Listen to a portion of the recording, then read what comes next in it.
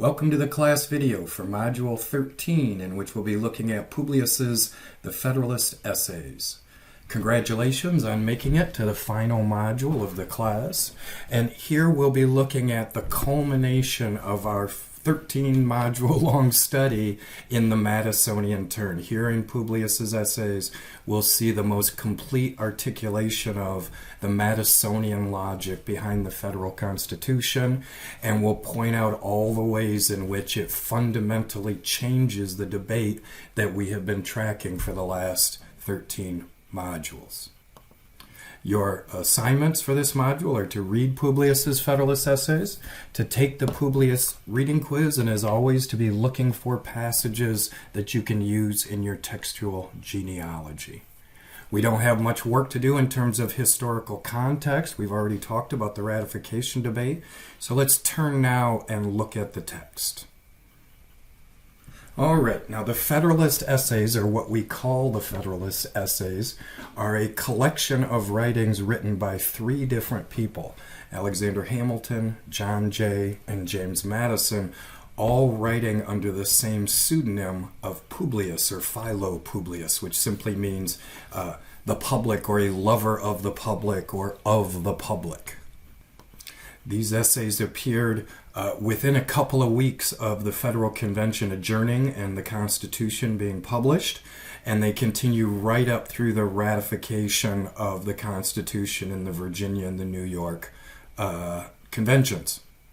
Now, readers of the essays as they were being published could not know who the authors were, or indeed that there were three separate authors, but this writer Publius was from the start clearly unique among all the different people writing letters and arguing and participating in the debate over the new Constitution.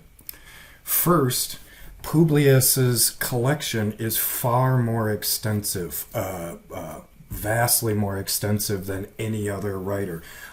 Melanchthon Smith, who we read in Module 12, produced a total of about 12, it might be 14 essays in total, and he's considered a major writer, a major contributor to the constitutional debate. Other writers might have written as many as 15 or even 20 essays to the local papers.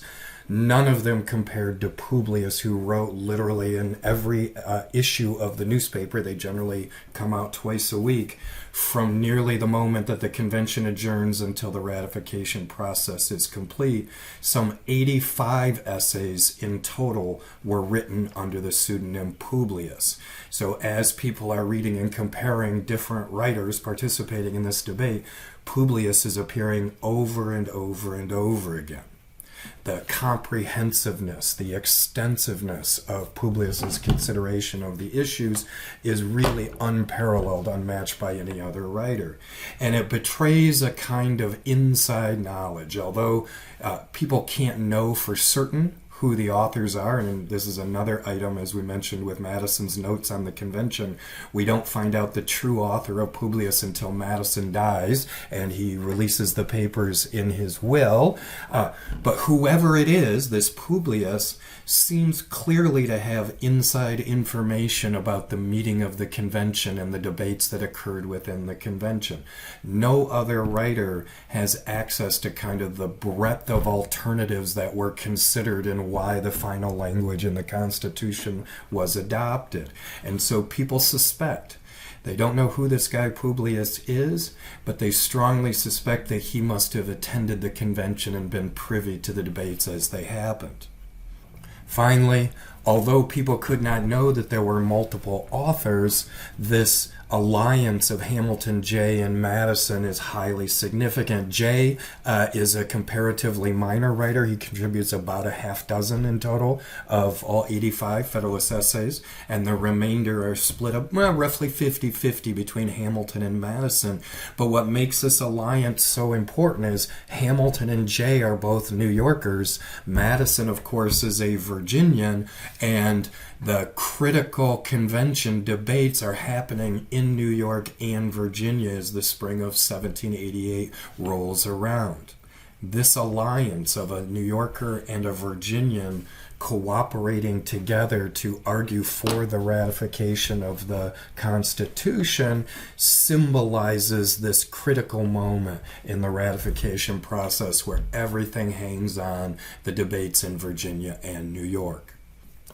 So I have mentioned several times previously that it is characteristic of American political culture, of the body of literature that was generated during our founding period, that the Americans never produce one great canonical work like Locke's Second Treatise, or like Rousseau's On Social Contract, or like Marx's Das Kapital. There's no one great canonical text that emerges from the American Revolutionary period that has a kind of consensus around it. This is the orthodox way to understand American politics. That being said, if we did have to pick one text that's almost universally referred to as the authoritative statement on the meaning of the Constitution, if you had to pick one, you would probably pick the Federalist Essays, or it would be very close to the top of your list. For our purposes, what's most important is that these essays, particularly Essay 10 and 51, encapsulate or illustrate the logic of the Madisonian turn, the uniquely American values or the uniquely American resolutions to the conceptual problems that we've been talking about throughout the course. So we want to approach this text in essentially 3 stages. In Essay 1 and 9, we'll get a kind of introduction to the issues, and then we'll look at Federalist 10 and Federalist 51. Federalist 10 is the famous defense of large districts, or expanding the sphere, and we'll see the significance of that. And in 51 is the classic statement on separation of powers and checks and balances. So let's turn now to the first essay and read Madison's introduction. In the first paragraph of the first essay, like is typical of a lot of these essays writing about the Constitution, Madison begins with a kind of foreboding about the significance, the epochal significance of the decision that is before the Americans. In the highlighted passage on the left-hand column of 2, it has been frequently remarked that it seems to have been reserved to the people of this country, by their conduct and example, to decide the important question whether societies of men are really capable or not of establishing good government from reflection and choice, or whether they are forever destined to depend for their political constitutions on accident and force. If there be any truth in the remark, the crisis at which we are arrived may with propriety be regarded as the era in which that decision is to be made, and a wrong election of the part we shall act may, in this view, deserve to be considered as the general misfortune of mankind. This is a wonderful example of what you may have heard referred to as American exceptionalism. It is uniquely the fate of the American republics to determine for all of mankind whether democracy can actually work. It rests on our shoulders, and the decisions that we make will affect all of humankind for all the rest of history. It's quite an extraordinary, and if you forgive kind of arrogant and pretentious premise to your argument, this is the most important decision made in the history of man. But notice how the context in which Madison puts that test. It's not a happy story, the stories of democracies over the course of human history. In the highlighted passage on the right-hand column of page 2. So numerous indeed and so powerful are the causes which serve to give a false bias to the judgment that we, upon many occasions, see wise and good men on the wrong as well as on the right side of questions of the first magnitude to society. This circumstance, if duly attended to, would furnish a lesson of moderation to those who are ever so much persuaded of their being in the right in any controversy. And a further reason for caution in this respect might be drawn from the reflection that we are not always sure that those who advocate the truth are influenced by purer principles than their antagonists. Ambition, avarice, personal animosity, party opposition, and many other motives not more laudable than these are apt to operate as well upon those who support as those who oppose the right side of a question. So notice the deep epistemological skepticism or cynicism here.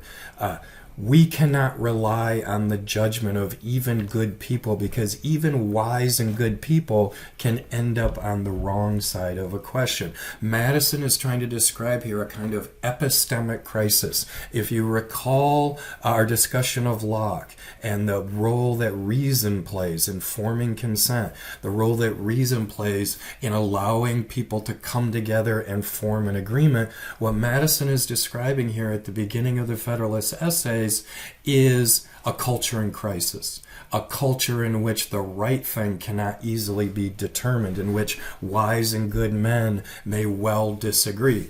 Reason, the universality of logic, is not going to save us from this situation. And why do the Americans find themselves in this kind of cultural morass?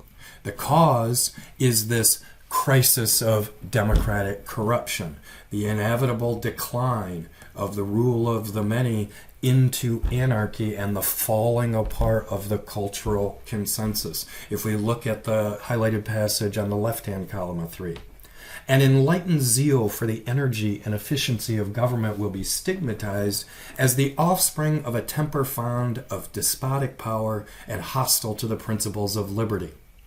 An over-scrupulous jealousy of danger to the rights of the people, which is more commonly the fault of the head than of the heart, will be represented as mere pretense and artifice, the stale bait for popularity at the expense of the public good.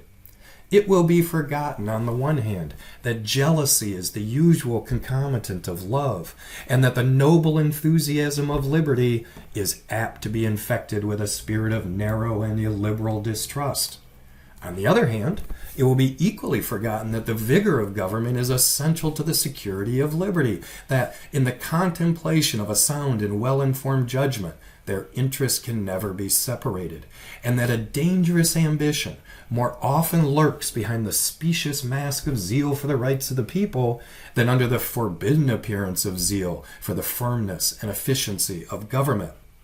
History will teach us that the former has been found a much more certain road to the introduction of despotism than the latter, and that of those men who have overturned the liberties of republics, the greatest number have begun their career by paying obsequious court to the people, commencing demagogues and ending tyrants. This is a profound observation, a profound insight. What is Madison saying here?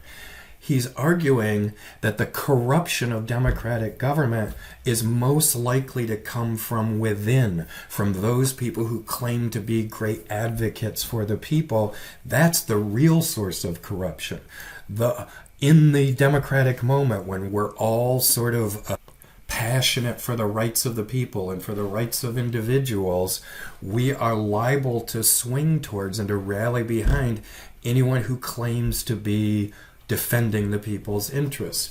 Anyone who comes from the opposite point of view and says, yes, but we need government to constrain the vices of the people and indeed to control the majority from abusing individuals, that person is likely to be targeted as an enemy of the people for obvious reasons.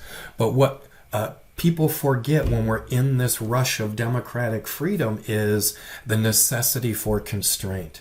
Recall Rousseau's description of democracy as a government without a government, or you'll recall he said, if there were a nation of gods, they would rule themselves as a democracy. Such is not the character of men. Madison is here pointing out that the American Union is sort of drunk on democratic freedom, and that it's understandable. It's the course of virtually all previous democracies, but that's exactly the Aristotelian problem. It is exactly our obsession with our own rights that inevitably drives democracy towards anarchy, and we come to understand freedom as the ability to do whatever we want. But of course, the ability to do whatever you want is not freedom. That's anarchy. It's a return to the state of nature and the problems of human nature. And so Madison is describing the young republic in a cultural political crisis at a terminal point, a critical point of decision making in the final highlighted passage of 1. For nothing can be more evident to those who are able to take an enlarged view of the subject than the alternative of an adoption of the new Constitution or a dismemberment of the Union. It will therefore be of use to begin by examining the advantages of that union, the certain evils and the probable dangers to which every state will be exposed from the dissolution. So Madison is taking a highly unpopular position here in the introduction. Democracy is out of control. We have become crazed with our own democratic freedom, and now is the moment that we have to impose limitations on ourselves. And it's this recollection that this is the essential internal dynamic of democracies with which Madison begins Federalist 9. He says, "A firm union will be of the utmost moment to the peace and liberty of the states as a barrier against domestic faction and insurrection. It is impossible to read the history of the petty republics of Greece and Italy without feeling sensations of horror and disgust at the distractions with which they were continually agitated and at the rapid succession of revolutions by which they were kept in a state of perpetual vibration between the extremes of tyranny and anarchy."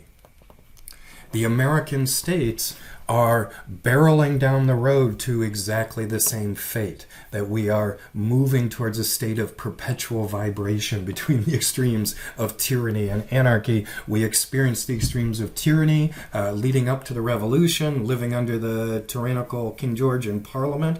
But once we have established freedom, now we're vibrating towards anarchy, towards an excess of democratic freedom. But we don't have to be bound by this dynamic. We can escape it with a new model of politics on the right-hand column of 4. But it is not to be denied that the portraits they have sketched of Republican government were too just copies of the original from which they were taken. If it had been found impracticable to have devised models of a more perfect structure, the enlightened friends to liberty would have been obliged to abandon the cause of that species of government as indefensible. The science of politics, however, like most other sciences, have received great improvement. The efficacy of various principles is now well understood, which were either not known at all or imperfectly known to the ancients. And here we see that kind of rush of confidence of the Enlightenment and scientific revolution period. This sense that Westerners had in the late 17th through the 18th century that through the power of reason and observation and the scientific method that we can uncover the secret springs and architecture of the universe, that we can discover, for instance, gravity, right? And the fundamental laws of motion and the other kind of triumphs, if you will, of the intellect, of the Western intellect in the 17th and 18th century. Madison is saying here too, so too, just like we've made improvements in physics and chemistry and biology, so too the science of politics has received great improvement. And we don't have to stay stuck in this perpetual cycle from the one, the few, to the many that Aristotle described. We can create a new system. And the key to that here is at the bottom highlighted passage. I shall venture, however novel it may appear to some, to add one more, on a principle which has been made the foundation of an objection to the new Constitution. I mean the enlargement of the orbit within which such systems are to revolve, either in respect to the dimensions of a single state or to the consolidation of several smaller states into one great confederacy. So this is the operable phrase here in 9 and in the next essay 10, the enlargement of the orbit. Hang on to that phrase. You'll notice this kind of solar system metaphor here, the enlargement of the orbit within which such systems are to revolve. And Publius is going to come back again and again through the Federalist essays and use this model of the solar system to describe the relationship between the federal government and the state government. planets. The federal government is the sun, and the state government are the planets. The sun, because of its gravitational force, is necessarily trying to draw the planets in and destroy them. It's not trying to destroy them, but it will inevitably destroy them because of its own gravitational force. But for their part, the planets are spinning into their own orbit with their own what would be centrifugal force. I think I have those opposite. The planets are always trying to spin outward and leave the solar system. Well, if they succeed in that, they'll spin off to the four corners of the universe and destroy themselves. It's the balance between the power of the sun trying to draw the planets in, the planets spinning around the sun trying to fly off to the four corners of the solar system, and the pull, the mutual pull between them that holds the system in place. The enlargement of the orbit within which such systems are to revolve. Now recall, and we'll see this again when we get into Federalist 10, that this is exactly the opposite of what Rousseau told you in his summary of Aristotle. We've mentioned repeatedly, especially in the first half of the class, of the course, this common sense maxim that virtually everyone would have accepted in the 17th and 18th century. If you want to try to have a democracy, if that is your goal, to have a system in which the people rule, the only place where you could try such a system is a small place, either geographically small or small meaning a few number of people, and that those people should be very much like each other. If you have a large country with a lot of people, and especially very different kinds of people in it, a democracy will not be able to stop those people from falling into inner fighting and dissension and civil war and ultimately the collapse of the system. A large country with lots of people and diverse populations in it can only be ruled by a monarchy. This would have been, you read this in Paine, you saw this in John Adams, you saw this in Rousseau in his summary of Aristotle, a virtually universal principle of 18th century politics. Madison is here going to argue exactly the opposite, that he's going to end up arguing in Federalist 10. The way to save a democracy is to enlarge it, not to shrink it. And that's why that phrase, and we'll see different variations of it, he'll talk about extending the sphere or expanding the sphere, enlarging the orbit, etc. All of these references that are both sort of astronomical references, right? They're models based on planets and solar systems, but especially enlarging rather than shrinking. Enlarging is the key to saving. Now, the primary method of doing this is through this principle of confederacy, and that's where he takes up in the remainder of essay number 9 on the left-hand column of 5 in the highlighted passage. The opponents of the plan proposed have, with great assiduity, cited and circulated the observations of Montesquieu on the necessity of a contracted territory for a republican government. Continuing in the next paragraph, when Montesquieu recommends a small extent for republics, the standards he has in view were of dimensions far short of the limits of almost every one of these states. And indeed, the classic examples in ancient history of successful republics are virtually all city-states. So Athens, Sparta, Florence, the Swiss cantons. It is generally accepted that if you're going to have a democratic system, the largest geographic unit that you could govern that way would be something about the size of a city. Because within a city, even though you may have different kinds of people, you typically have one economic interest, one thing that city specializes in. And so there's a kind of rallying, a kind of continuity in the interests of the public. So that's what Madison is referring to here, and he says that the opponents of the Constitution are citing Montesquieu to say that it is nutso to try to govern an entire continent under a democratic system. On the right-hand column, though, Madison has a different interpretation of Montesquieu. He says, so far as the suggestions of Montesquieu from standing in opposition to a general union of the states, that he explicitly treats of a confederate republic as the expedient for extending the sphere of popular government and reconciling the advantages of monarchy with those of republicanism. So again, we see that phrase, extending the sphere. But the key insight here is that the way to expand geographically is not by having one government that tries to govern the whole territory, but by allying together all of those small republican governments into this thing called a confederacy. Now, the obvious response to Madison here is, exactly, Madison. That's what we had under the Articles of Confederation government.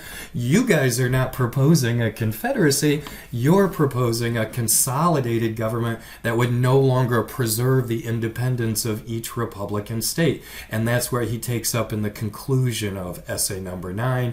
At the top of the left-hand column of 6 in the highlighted passage, he writes, a distinction more subtle than accurate has been raised between a confederacy and a consolidation of the states. Come down to the next paragraph. The definition of a confederate republic seems simply to be an assemblage of societies or an association of 2 or more states into one state. The extent, modifications, and objects of the federal authority are mere matters of discretion, so long as the separate organization of the members be not abolished, so long as it exists by a constitutional necessity for local purposes, though it should be in perfect subordination to the general authority of the Union, it would still be, in fact and in theory, an association of states or a confederacy. So recall Melancton Smith's portrait of the three the Americans had 3 choices in the form of government that they were going to adopt. They could have a full republic where all the states are completely autonomous and have only a very loose association with each other. They could have a completely consolidated national government and get rid of the states. Or they could have some model in between, where there was some powers of sovereignty bestowed on the central government and some powers of sovereignty bestowed on the states. In other words, it is a spectrum, this idea of confederacy versus consolidation. It's a matter of degrees. Just how consolidated are we going to permit them to be? Just how independent and autonomous are we allow them going to remain? Notice Madison's answer here, right? As long as there is a thing called a state, so long as it should exist for local purposes, even though it may be in perfect subordination to the general authority of the Union, it would still be, in fact, in theory, an association of states or a confederacy. Well, that is a lie, or that is a kind of refusal to engage with the substance of someone like Melancton Smith's argument. If the states were in perfect subordination to the general authority of the Union, you may recall Madison's comments in the notes on the convention, where he says that the states should get used to the idea that they are merely counties. They are to the national government in the same way that counties are to the states. In other words, in perfect subordination to the general authority of the Union. That is not a confederacy under any terms that Melancton Smith or the other opponents of the Constitution would have recognized.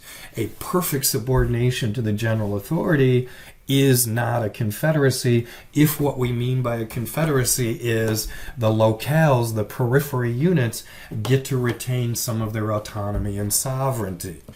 So Madison is playing a rhetorical game here. He's offering the idea of confederacy, he's offering the label of confederacy, but he is gutting it of its conceptual substance. And indeed, as we saw in the convention debates, Madison is no advocate for a true confederacy where the states would retain its authority. He may actually believe that the compromise document he ended up with made enough concessions to state sovereignty that he could be justified in continuing to call it a confederacy, but that's certainly not his goal. And as we see here, what he's prepping his readers for is If I present you a model where the states have almost zero power and the federal government has 99.9% of all the power, as long as there is still a thing called a state in this system, then under Montesquieu's definition, we can call that thing a confederacy. You see the rhetorical uphill battle that Madison faces. He understands the nature of the opposition against him. He understands the foundational conceptual issues, and here he's doing a little bit of whitewashing. He's doing a little bit of introducing squishiness into his meanings behind words in order to be able to claim this label of confederation or federalism for this powerful new central government that he's proposing. So that sets us up for understanding and engaging Federalist 10. This first video, it's a little bit awkward having 3 parts. We're going to end up very long if we go into into Federalist 10 in this session. So let's pause here and we'll pick up with the second part of class and we'll dig into Federalist